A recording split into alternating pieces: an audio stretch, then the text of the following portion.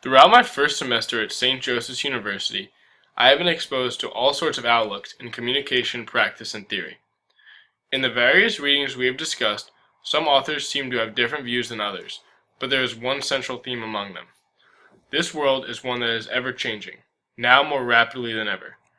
Luckily, we can use patterns collected from past data to help us predict what the future holds. Over the course of the semester, there have been some readings that have provoked thought and led me to question where exactly our society is headed. Others have been real head-scratchers, leaving me unable to see eye to eye with the author or creator of a certain writing or video. Taking in all this information has helped me to form my own opinion about what parts of technology are helpful or useful, and what parts aren't so necessary. In 2008, Michael West released an anthropological introduction to YouTube, which highlighted what was basically the history of YouTube as of 2008. Early on, he mentions that the traditional neighborhood community is vanishing, and the only things holding it together are main roads, superstores, and televisions. He explains that with our cell phones, we are now experiencing a time where each of us are feeling a sort of collective identity, something called cultural inversion, where we are valuing community while expressing individualism, a time where we crave independence but still want to fill voids with relationships.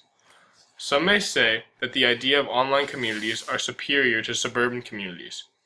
In a class reading by Bain, we learned that telephones allow us to be in one place but have our minds in a conversation hundreds of miles away with another person. While we're on our new and improved telephones, smartphones, we're able to communicate with just about any other person on the planet.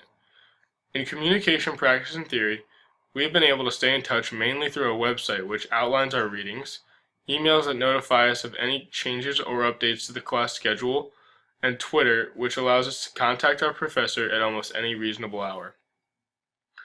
Going deeper, almost all of our homework and papers have been done through online submissions. Sometimes we've even been asked to log into a Google Doc in order to go to class, rather than being in the actual classroom.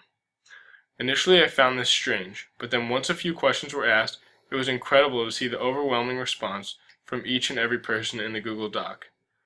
Afterwards, it seemed that most of our class could agree that it was a fun way to hold class. This type of response from the class was something that we had not yet experienced in the physical classroom. So clearly there is a part of ourselves that we're only able to tap into when behind a keyboard, leaving ourselves less vulnerable and giving ourselves more time to put our thought down and read it before submitting it to everyone. In 2010, Kirby Ferguson released Everything is a Remix, which detailed the progression of art and science through an intricate way of copying. Ferguson explained how every form of creativity is derived from a previous work. Whether it be art, science, or business, great ideas do not spawn out of nowhere. This video crossed over well with our class assignment to find 10 conventions in each of our areas of blogging. In order to be able to put together worthwhile blog posts about the NFL, I would have to remix some of the writing that is available on popular sports websites, such as ESPN or Bleacher Report. Clearly, I would have to put my own twist on things, as well as use all of the conventions of sports blogging to my benefit. When Michael West released The Machine is Using Us, he was referring to the nature of the online community and how it supports itself. This class has been an example of how we are the machine and how it is using us. Each week, each student in our class would make the system stronger by making blog posts and using Twitter, among many other apps, in an effort to stay in the loop. We have taken in a lot of information over the past months, but it is nowhere near the type of information that the machine has gained from our learning experience. Each week, I would have to be creative and come up with hot-button NFL topics to write about. Initially, my blog was simple. I would usually cover some of the most competitive games of the previous or upcoming week. Other times, I would try to focus on a single player who had been performing well lately. After a few weeks, it became apparent that merely focusing on the premier teams in the NFL would not cut it. I had to dig deeper, analyze the teams in the middle of the pack, and explain why they were there. This was a challenge that I willingly assigned myself. My first few posts were challenging in the sense that I was getting used to blogging, but when I asked more out of myself, the rewards became evident. In order to form well-educated opinions on teams, it was necessary for me to consider all types of statistics and trends on a week-to-week basis. Going further, I found myself studying each team each week in order to make sure I could write with firm credibility. Sydney Self explains the differences between literate and illiterate segments of society.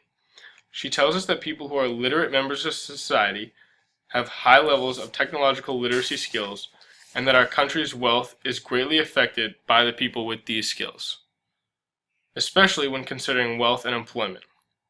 On the other hand, people that are considered to be amongst those illiterate segments of society spend their days doing some of the most least desirable jobs there are to offer. The relevance of digital literacy is increasing each day. Our phone diary assignment shows exactly how often we use our phones, and more importantly, why we use them. This was an interesting experience to help my understanding of how my phone is involved in my life on a daily basis. Staying involved online each week has allowed me to expand my digital literacy beyond what I knew. It has been fun to remain in the loop with an area of blogging that highlights my interests, making an exciting point in my week each time I post, rather than a drag. Though I will miss my blog, it has laid a great foundation for my maturation in becoming a digitally literate person. At the start of the semester, I had never blogged or tweeted, and I can now comfortably say that I feel like a seasoned veteran in those fields. This class has truly changed my outlook on what it means to be digitally literate, and helped me to understand how I will use these digitally literate skills in the future.